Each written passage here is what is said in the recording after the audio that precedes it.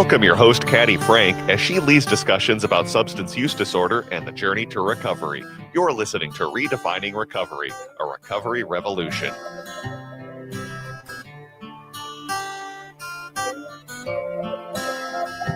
Gotta wait for those last few music vibes to kind of roll on through the show. I got a wonderful human looking across the table at me going, what have I gotten myself into? Welcome to Redefining Recovery, a recovery revolution. My name is Caddy Frink, and I am a woman in long-term recovery, and I'm here to greet all you recovery-oriented folks or those who are interested in the recovery community and what we do.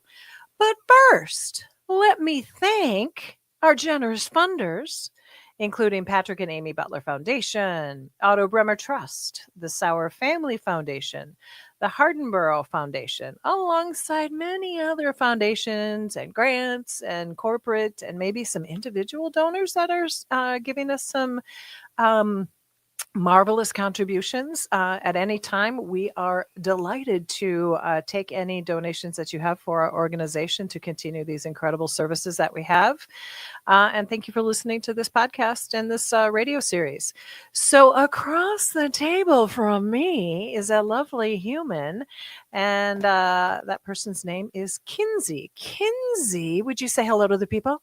Hello to the people. My name's Kinzie. Nicely done. Nicely done. Probably the first time she's ever been on a radio show. Would that be accurate? Yeah. Okay. So there's a little bit of nerves moving around. But I told Kinzie all she's got to do is just be here and just have a conversation with Caddy. So I'm going to start off the way we always do. Kinzie, what's right with you today?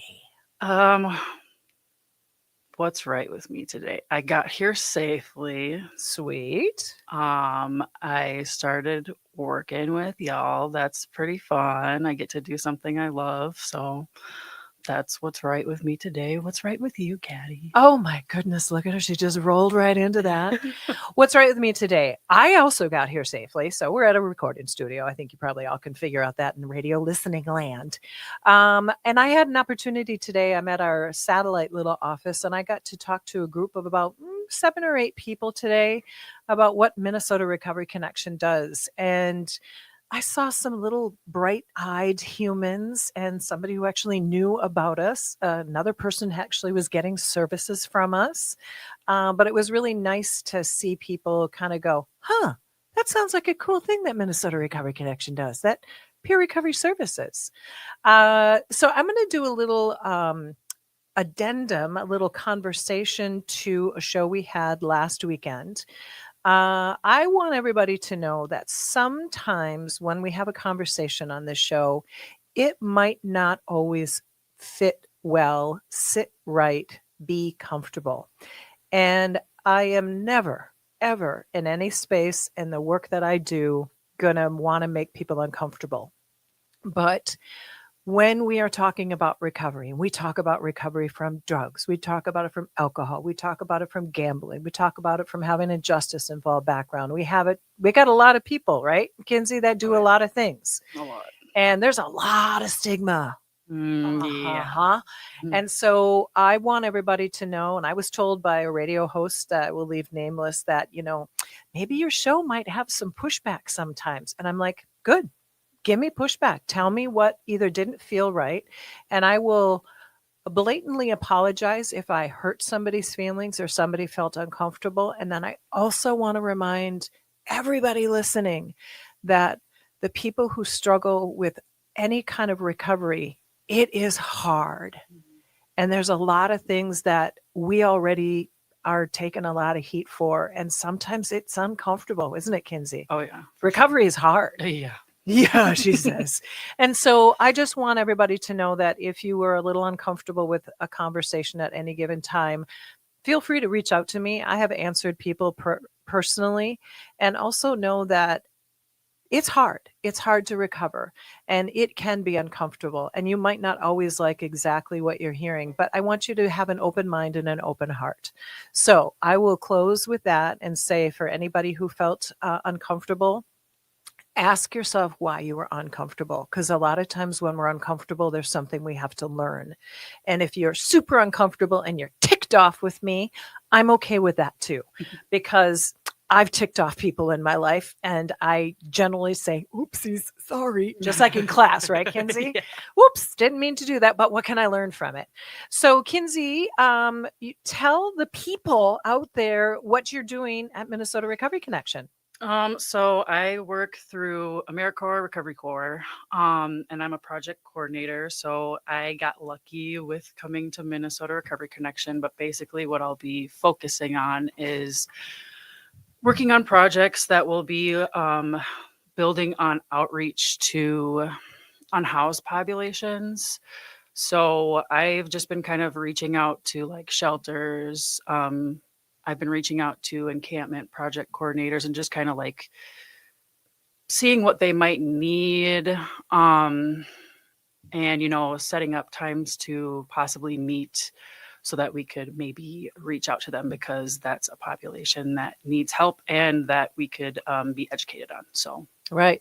And I think, if I'm not mistaken, and we'll get into this when Kinzie tells a little bit more about her story, that this is a personal experience that you had at one point, correct? Living unhoused. Yes, that's correct. Yeah. And so what's interesting is that, as I just said, there are stories out there and we all have them. Yeah, she's like, yeah, we do. And what's important about what Kinzie's going to do at Minnesota Recovery Connection is that housing is a big issue for the recovery community. Gigantic. Yeah. Yeah. And so there are individuals that have lived without homes. There are individuals that are in treatment that need to have housing because maybe the circumstances around their life got them evicted or kicked out, or just circumstances. Somebody got deep into the disease of addiction and they lost their resources and thus they lost their housing. I mean, it's a multitude of reasons. And I want to say that there is a housing issue for all kinds of people, substance use or not. I mean, we know that we have a low income housing deficit in the cities. And so what Kinzie was brought into Minnesota Recovery Connection to do is help us just find those little pockets and those places, right, where we can help folks. Yeah. Yeah, I agree. Yeah. Okay. She's Sorry. She's like, Caddy, I don't know what to say now, so you have to keep talking. So when you first came into Minnesota Recovery Connection, what did you do for us? What was your first step into our front door? Well, so I took the peer recovery specialist class in October, and then I started volunteering. Ooh, I know. I remember. I did a lot of the front desk stuff, and then I went to TRS, so which the is telephone recovery supports. So calling people, reaching out, checking in with them, see how they're doing. And then, a lot of the times I got pulled aside to do some manuals for the classes. So, which was fun. I like doing stuff like that. I like just like being hands-on doing projects like that.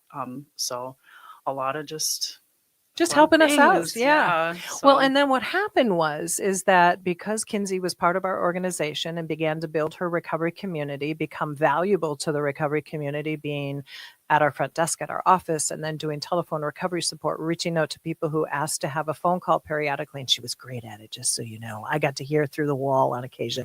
Didn't hear the conversations, but I heard that there were conversations. And then doing tasks and being super helpful. And what we have to remember in that is people that are struggling with substance use disorder, sometimes they need to feel they're valuable, right, Kinzie? Yeah. And I mean, there's times where I feel like, I had a time where I reached out to somebody and we had never made contact. I almost requested to take them off the list. They called back. And I think just people getting reached out to and feeling like they have that person. So when they have the courage to be like, you know what, I need somebody to talk to, or I need somebody to help me get connected with resources. I think that's a big thing that I've noticed, at least in it. So yeah. It's just interesting when you're part of an organization that is just really about connecting with people. I mean, Minnesota Recovery Connection, the name says what we do. So next, after this break, we're going to be talking to Kinzie about her story and where she is and how she got into recovery. So thank you for listening to Redefining Recovery, a Recovery Revolution here at AM 950. Catch you in a few seconds, folks. Thank you. I've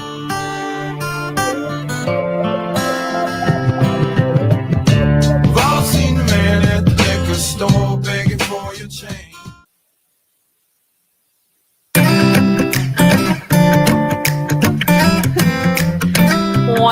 Howdy, howdy, howdy out there in Radio Land. We are back with Redefining Recovery, Recovery Revolution. Here, Caddy Frink, your host, with Kinzie across the table. Last we left you, Kinzie was saying how there are times when she has been on the phone with folks or they've called back, and it's that connection with people that's super important. So I just want to say thank you to everybody who's listening, and please spread the word about the radio show and just the opportunities that we have in recovery to talk to folks. So in that light, Kinzie, who has a good radio voice we were just talking about, I would like you to maybe give us a little snapshot of what your pre-recovery looked like, maybe starting when you were a youth, a young person, and maybe just kind of what did it look like? Because what we try to do is we try to give people who are listening stories about recovery so that when somebody maybe hears something that's familiar with maybe a person they love or they care for in their community, they go, oh, you can recover even from that situation. So give us a little snapshot. Let's see here. So maybe some like little details. I'm the oldest of three. So I will be 27 next month. My sister's 23 and then my brother's 14. My parents were really young. Well, they were 21 and 19 when they had me. So I was at their wedding. I was at their wedding. I was invited to their wedding. It was their anniversary recently, and I said, "Thanks for inviting me to your wedding." Wow, super fantastic. It was funny. So yeah, that's just kind of like a snapshot of just my family order, because I think sometimes that's important to people, you know, just to hear that. But yeah, I mean, youth. I swam competitively for 13 years. I was an athlete. Wow. Nothing too crazy was going on up until like 12 years old is when my mental health really started for me. What did that look like? So I had my first hospitalization when I was 12. I had an attempt, had a hospitalization. Attempt of suicide? Yes, a suicide attempt. Okay. And I just remember like knowing that there was something not right, but not knowing what it was. At 12, how could you? Yeah. And just, you know, when I was a kid, like now mental health is talked about in a way that kids these days have all these like outlets and places they can call and text and, you know, all that stuff. And I'm so happy for that. But just then it was like, I don't know what's going on. I feel so different, you know? And so, let me just say, so interestingly, when you say that, so we're talking, so you're 27, so that would have been 17, that would have been 15 years ago. Yeah. To me, that doesn't seem that long ago, No. but when you really look at it, 15 years ago, we were in a very different place with mental health issues. Yeah. So thank you for giving me like a snapshot. Yeah, just thinking about that, because 27, you're pretty young, but 15 years ago, we were in a different time. Yeah. So thank you for giving me that perspective, because some people really need to realize that things can start early because we aren't at the same place now that we were then. Yeah. Thank you. Yeah. So, I mean, that was just kind of like, yeah. So I had my first attempt and my hospitalization. Even just like hospitalizations, they weren't the same, you know, they just kind of were like, you know, you're a kid, like that's not. How could that be? Yeah. Why would you want to do that? Yeah. And so there was no like overnight week stays, you know, until I was an adult, and that happened. So, I mean, they happened in a cycle throughout, you know, just 14, 16, I had some more, but around 15 is when my substance use started with alcohol. And I just remember like the first time I did it, I was like, the first time I drank, I was like, oh, wow. I feel so good. You know, I don't have to feel so different. You know, I feel nothing and everything at the same time. That's, you know, not what I've been feeling, to put it simply. It's so amazing that when we struggle with whatever is going on, whether it's mental health, situational, then we pick up that chemical alcohol, usually at youth, and go, oh, it all just seems so much better. Yeah. And I mean, that's just, it started off kind of just like a weekend party, high school, or, you know, whatever. And I was the kid, because I was an athlete, that always said, I'm never going to touch any of that stuff. You know, I wanted to be the Michael Phelps or the, Ryan Lochte's of the no nevers. And So little do we know that Michael Phelps, yeah, he went down the dark alley too. So, and then just there was more substances that came in with the friends I was hanging out with, like marijuana was in there, amphetamines, so Adderall. Around 16 is when benzos came into the picture, like Xanax or So at 15 yeah. and 16, how did you get your hands on those? Yeah, that's crazy is, a lot of kids at my high school, they had those prescriptions, but they would like, Dole them out? give them to people, sell them to people, stuff like that. Okay. My high school was very interesting then. There's a lot of just substance problems at that high school now Okay. that I look back. So yeah, I mean, just everybody was kind of just giving them off to everybody. I mean, it was just Interesting. Okay, because I yeah. mean, I'm sure there's a lot. There could be parents listening, and they're like, "How did this young woman get a hold of these Yeah. things?" Well, they talk about making sure that your medicine cabinet is, locked up, or if you've got a young Yeah. person who's on some sort of medication, maybe giving it to them in a controlled environment so Yeah. that they don't have it in their backpack Yeah. or just open to them. Okay, I wanted to kind of do a little informational session there because that's young to be having those kind of things available to you. Yeah, it was It was a thing. it was an interesting time, but and I mean, there were kids younger than me that were giving them. Yeah, Oh my so goodness. but you know, it really got to be more than weekends when the like extra substances became a thing, because once the like Adderall and the Xanax came, it was like every substance that I began trying was the better thing, Right. the thing that made me feel more, Disconnected, yeah, connected, right? and connected to people, Yeah. or I didn't feel like I could make friends very well, or I mean, I just didn't feel good in myself. I didn't Mhm. feel like I belonged anywhere. I didn't feel like I just didn't feel like I could take up space anywhere comfortably without just like feeling like just negative. Right. Wow. So that's why the substances just started to become more and more, taking alcohol from my friend's alcohol cabinet when her parents would leave them unlocked. Okay. Yeah. Yeah. And bringing it home and drinking them, drinking some at night. When things are available, we take advantage. Yeah. So I swam throughout high school. Yeah, I mean, I was still an athlete through this whole time. I loved my sport, but I think it was just not my thing. Once high school got done, I went to college at Augsburg for a year.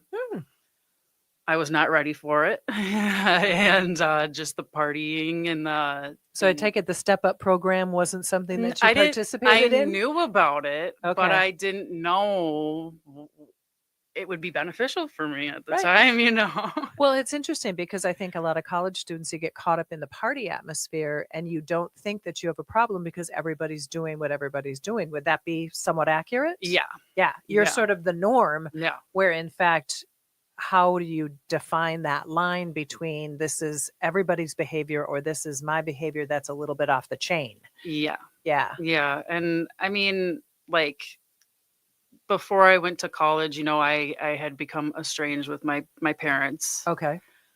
They had found out about my substance use, not in the way I would have preferred. It was kind of a violation of privacy that it happened. But I understand why the estrangement happened, because I had siblings who were either in high school or kindergarten, and they just didn't want that around. I was getting, drunk on weekends and coming home and not knowing I was blacked out still in the morning. Right. And they just didn't want it around. So I But they were understand probably, that. as you said, they were concerned about the younger children, Yeah. and then they also probably couldn't gauge your behavior either. You were No. possibly not acting like the daughter, air quotes, that you should be, right? Exactly. Yeah. Yeah. So I completely understand that. And so, drinking through college, but I think really the biggest like manifestation of my substance use was like the last time I was using. I did go to treatment for the first time at 19, I had a family member put me there through like kind of one of those call centers. Okay. So I went out of state. Hmm. In Ohio, that place isn't open anymore. Is that a good idea that they're not open anymore? Yeah, Okay. it wasn't a good place, really. Okay. There was just a lot health stuff going on, and just it wasn't It wasn't a place good to keep open. And Okay. so I went to Florida from there. Hmm. Florida's got good programs, though. Okay. Okay. So Florida, you went to Ohio, and then that wasn't a good scene. Then your family put you in a place in Florida. Yeah.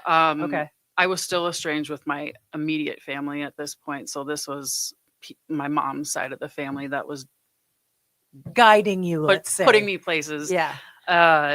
And I mean, my first experiences with treatment were just kind of like, this isn't really that big of a problem for me. Yeah. Well, you're know? young. You're still kind of enjoying life. You don't see yourself as probably being particularly Yeah. different from everybody else you're around. Why are you now being sort of like pigeonholed into this? Would that be Right, accurate? exactly. And I would Yeah. hear people's stories around, not even when I was 19, but other treatment centers. And I would hear people's stories of,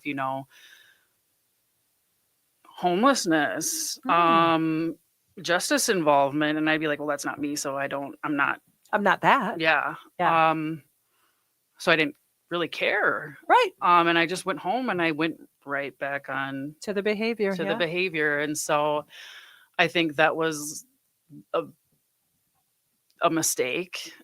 But you didn't know any better. I mean, I think Right. you got to cut yourself some slack. And I think a lot of parents that are out there and family members that support people, Mhm. and that is at that age, Yeah. you got to either somehow there's got to be a huge switch in your head, Yeah. or you're going to just go back to what you know, because you weren't old enough yet. You hadn't had lived experiences enough to really kind of help you go, well, that's really a terrible way to go yet. You're still just kind of like doing you, Yeah. right? Yeah. And that's very true because, the longer I went, the older I got, the more the substances kind of kept going. The mental health kept piling on top of each other, I don't want to go all the way down down the line, because I think the most important part, just the biggest segment that's really, really important to kind of talk about is, when I was about 21, I went to treatment at a place called Cochrane House in Hastings. They were a part of New Way. Yeah. And, I got sober for about a year. I got engaged to somebody. Sweet. We were both in recovery. We met in treatment. So if anybody's listening and thinks that's a good idea, it's really, really not. Don't do it. They do guard against getting in a Yeah, relationship it's when you're just- because you're not it's in not a a you're good not in a idea. you got too much in common and then not enough to figure out what the differences No, are. it's just not a good idea. And so, I mean, things were going well for a while. This was pre-COVID. Okay. So this is where it's kind of where I think the me becoming unhoused really comes in. And the substance use starts to take off, and the mental health just all kind of comes in. Because you were in recovery, you met a human, you got engaged, Had a house. had a house. I mean, and, everything was like white picket fence perfect. and then And then, COVID hit. COVID hit. So I stopped working because I was an Uber driver. okay. Contact with people and stuff like that. And then, there were ideas to make money in Other ways. Yeah. That might not be so law abiding potentially. Yeah, where substances were immediately available. And I knew it wasn't a good idea because I knew I was going to start Using again. using again. Yeah. And we both were. And I should have said no, but that That's does not matter No. because, I think it's just learning experiences that I needed to get me to where I am today. And so we got evicted. We were living in hotels. Mhm. That was kind of the beginning of my unhoused, is living in hotels. And that's the thing that I think people don't know about homelessness and people who are unhoused it's not always, living on the streets or I think what I'm gonna say, it's not from going from the white picket fence to living in a tent. yeah, There's a process. yeah, It's sort of a downward yeah, spiral. Would that be accurate? yeah, So people, yep, they go from a white picket fence, maybe to a hotel, then maybe a seedier yeah, hotel, and yep, then there is no resources anymore. yep, So then the truly yeah, perceived unhoused individual, homeless, like we're going to use that word too. yeah, and that's exactly how it went for me. I was living in hotels. My substance use was really running just Rampant. rampant. I was using meth, Okay. amphetamine for the first time and in very high amounts. Mhm.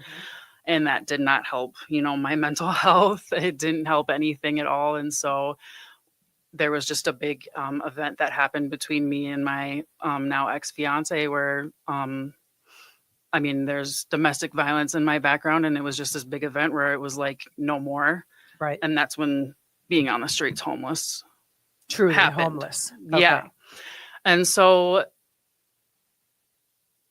I don't really know how to explain like exactly what that feeling is like, but I just know that it's very lonely and it's very like it's just not something that I understood at the time. So there was just continuous Being homeless. yeah, the continuous substance use and just not understanding what was going on and not really knowing what to do or just I think what you've just done unknowingly, you've done a really good description of it. We see individuals that are, have the signs on corners, or we hear Yeah. about the people in the encampments. And I think what I just saw in your eyes across the table was there's a lost that you can't even identify. It's just you literally don't know what to do next, but survive in the moment. Would that be yeah, accurate? yeah.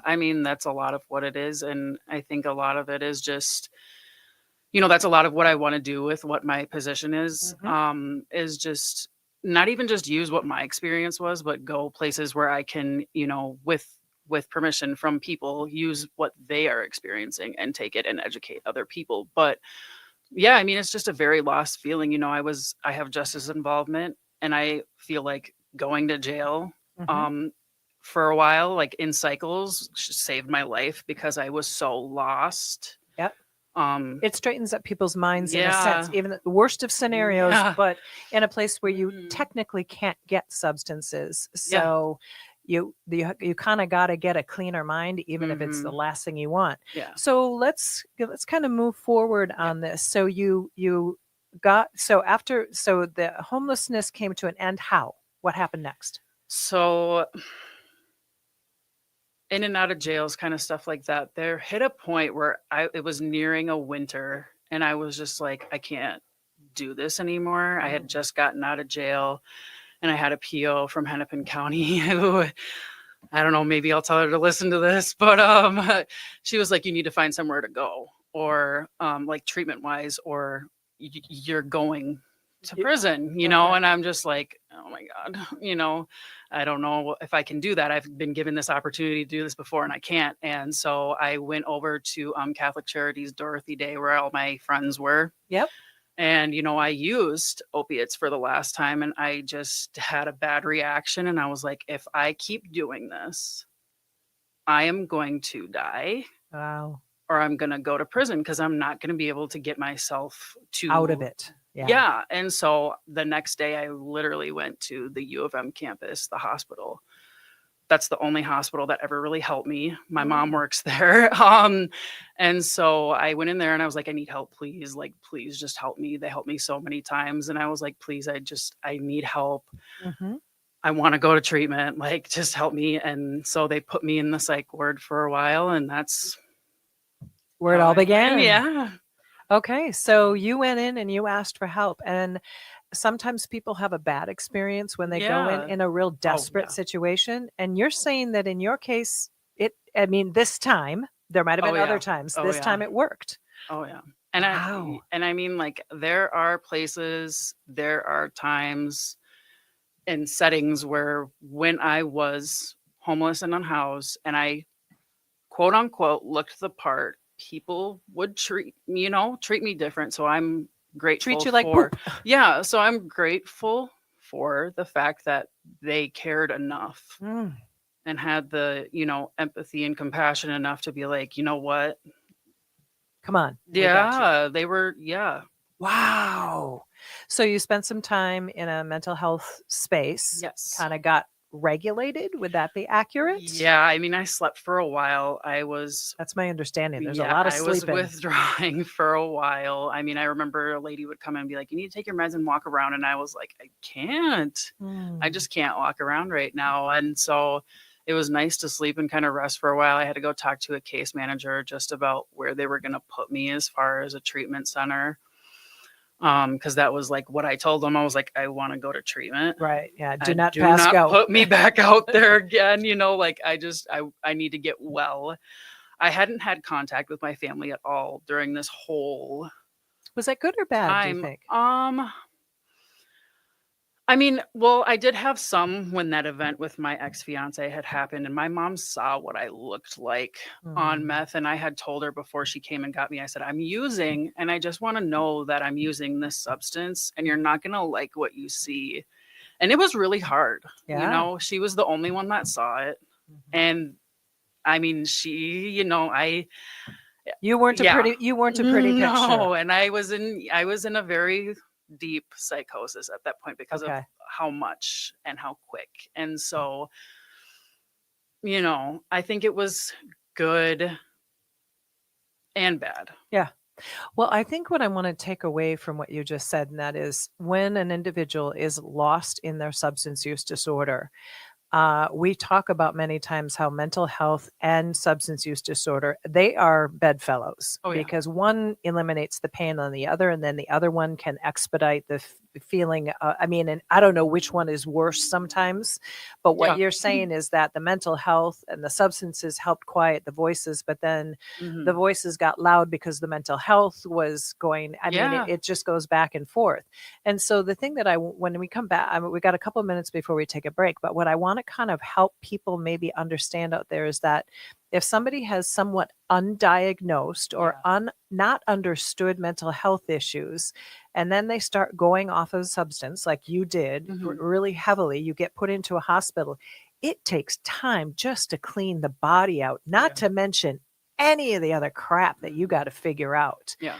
And then you have a family member who loves you because you're their child, Yeah. but you are a mess and you're scary to them, right? Yeah, and even after my mom saw me like that, I disappeared for a while. And I know there's families that experience that where somebody's gone and they don't know where they are. And so, that's why I say it's good and bad. But yeah, I mean, it's a lot, It's a lot, and I think I just really want people to understand that the person who's struggling with the disease of mental health or substance Mhm. use, there's so much going on, and the TV shows that we watch, and somebody takes a medication and it all gets fine, and 30 days in treatment, and it's all going to be, put your hands together, Yeah. it's all going to be better. No. This No. takes time. You should see Kinzie's head going back and Oh, forth. It takes trust me. time. And then the people that love the people are Yeah. both scared, Yeah. delighted that they're in Yeah. a place where they're safe, and then terrified Yeah. because they're going to one day get out. Yeah. And then what happens? Then it's Yeah. like this constant. So anybody who's like feeling the energy that I'm getting off of Kinzie right now, which is this is a lot. And when we come back from break, what I want you to do is I want you to tell us about you got out of the hospital and you moved on and then you found your recovery. And let's hear the end of not the end, the beginning of the journey of recovery is really what it is and where you are. Okay. So everybody who's listening, take away that recovery is a lifelong journey. To the woman who's sitting across from Kinzie, I got 24 years in recovery. That don't mean a thing. Every day I have to think about being the best person I can in recovery. So thank you for listening to Redefining Recovery, a Recovery Revolution at AM 950. Kinzie and I will be back in a flash. Oh, yeah, she says.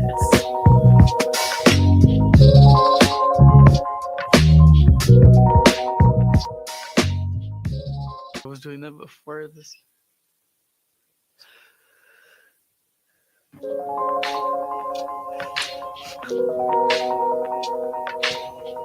Here we are again. Again. With Kinzie. Woo! So Kinzie was talking about her journey in her substance use and her mental health journey, because they are two peas in a pod, is what I've learned from this young lady. And where did you go? So you were in the hospital, you're getting better, you're trying to figure out what's next. You said, I need to go to treatment. Yeah. And what happened from there? And then where are you now in a short little window of time? Yeah, okay. I'll start with this. I'm a little over 2 years. I think every year looks different for me so far, you know. Wow. So I went to Tapestry for a month. It was kind of like my starter point. That's when I was like, you know what, I should call my family and start talking to them again. And ever since then, I've been talking to them. That was back in like 2022. Okay. Went to a new after Tapestry for about three months. I requested to be there longer just because I knew I needed it. Something longer for me. Yep. Because of my situation and where I was at. I had a lot of warrants. Okay. A lot of justice involved issues. Yeah. So I had to get in contact with my POs and be like, please don't make me do it. You know, and they quashed my warrants because they were just like, you actually like followed, like you did this by yourself. So you followed through. Yeah. So we'll quash these. You know, my cases were closed. Yeah, so I mean, I just met with them there all the time. But yeah, I mean, I want to say something, because some people that listen to this might think, well, you did something against the law, so you should pay the price. And what I want to say is what I think I just saw from you, and that is the justice system and the humanity behind the justice system will sometimes come together and say, if you put yourself into treatment, not for 1 month, but actually for 4 months, you've actually paid back in society because you have actually given yourself time to get better. Would that be accurate? Yeah. And I got, my main probation officer was really amazing because she worked with people who were homeless. She got those people and she had a lot of compassion for these situations. And so her and I worked really, really well together. Good. I'm really grateful for that. Should give her a shout out. Angela Barnack. I'm going to send this to her when I get the link too. She doesn't work as a PO anymore, but yeah, she's amazing. She was like the perfect person for me in that situation. Perfect. So I really appreciate her and everything she did. But yeah, they quashed my warrants, just kind of met up with me, made my conditions, for probation, what I needed to do. I completed treatment there, and while I was meeting with my parents, my parents would come visit me, and they were like, I kind of had this like thought in my head, like, I don't know if I want to do sober housing, like, I kind of want to go home, but like, I don't know if they'll let me home. And so my mom and dad, and I'm sure they'll listen to this, so we might argue about this later, but I'm pretty sure they said it to me first. Do you want to come home? Should we talk about coming home? And I was like, yeah. So, so they would come visit. And so you were building up trust again. Yeah. As they came to visit, and you're trying to sort of see where one another are at. And that's an important component to a parent who's, first of all, probably mad at their child. Oh yeah. And then they're scared for their child. Yeah. And then they're confused about their child. Yeah. And then they're sad again, all in there loving and caring. And then all of a sudden you got a kid, a young woman, really, who's doing the right thing, but then all those emotions are still flying around there. So I want to come home. Okay. Yeah. And so we met with my counselor. I made like a bunch of documents as far as like just trigger warnings, what the plan is, what my plan is as a person, not what their plan for me is, because I should be accountable for your own actions. Yeah. And so April 2023, I went home. Okay. My sister was the one that was a little bit more like, her and I did not get along. Probably scared. She was very because mad at me, Mad. Can you imagine? I Of mean, course she is. her You and I, ditched- you ditched her. yeah. And she gave me permission to say that, we used to fight on text messages, like telling each other, like, I don't like you, Yeah. and so it was a lot to gain her trust back. She Yep. came and lived at home after she graduated college. So we've all been living at home together. But basically, once I went home, I just went to outpatient at Alina in Fridley.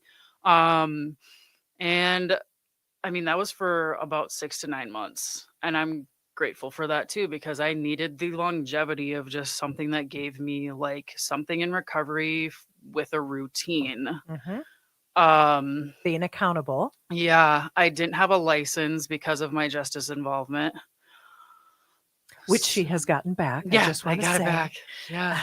And then, I mean, going to AA meetings at least like 3 to 4 times. This is my first year, so I'll do it quick. So my first year was just AA meetings, a lot of AA meetings, being at AA, having a sponsor. I got to about the 9th step, which was making amends. And, a lot of my thing was just like, I've always had it in my head, and I still do, is like, if I'm going to say something, I'm going to do it. Good job. With my family, with myself, because it's just like, I can't keep doing the lying to myself and others. It's just not that's just not how I could, I think that comes with recovery, because I had similar experience. Yeah. And I still do. Yeah. So where are you today? Today, I think a lot of my year 2 was just, getting to where I'm at now, is focusing on healing from the trauma that I had from the domestic violence that I have in my background. This time last year, I had to go testify in court against my ex-person. Yeah.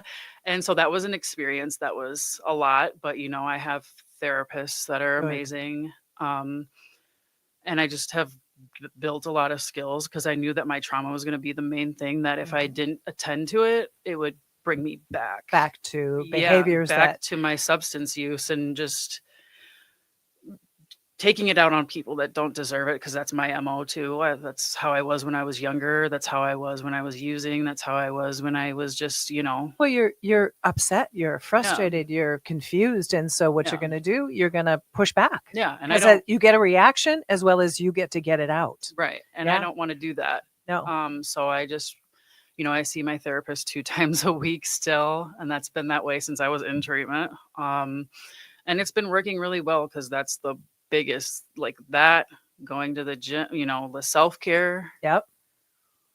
And then now you've got the position at Minnesota Recovery Connection. And I'm super excited to do all that, because I think that it could, like, I'm just really excited to do that. I think we could reach a lot of people, and I think we could educate a lot of people too, like in our system. So, well, wow. There's a story, and I want to kind of tie it all together, because I think what you said to me at 27 years old, I think the most important thing that you said that I heard was, it takes a while. And this is a conversation I had with an important person in my life. People think that 30 days in treatment and it's all going to be fine. And I say that somewhat sarcastically, because it isn't. You can't. That's the beginning. Yeah. That's just getting off the substance. Yeah. We haven't done any work yet. No. And then you had 3 months, and then you had time that you put in with your family, and you've got therapy, and you've got taking care of yourself. And so the idea here is that it is a journey, isn't it, Kinzie? Oh, yeah. Yeah. And I mean, I just want to be the voice that says, if I can do it, you can do it. Nice. To put it simply, I had a better way of saying that, but I brain farted, so it's okay. No, it's okay, because I think people need to know that it can be done, but we have to give people the time to heal. And then we also have to understand that the people that love the people that are struggling, they are also struggling, and they're trying to figure out how they figure it out. So I want to thank you, Kinzie. Yeah, thank you. Thank you for having me. This was fun. Yay! Yay! Well, thank you all for listening. Redefine Recovery, a recovery revolution. We are a nonprofit organization. If you've got a couple dimes or nickels or dollars in your pocket, feel free to donate to minnesotarecovery.org. Listen to this show via all of your listening apparatuses. And thank you, and have a marvelous day. Bye-bye. Bye. Have a good weekend.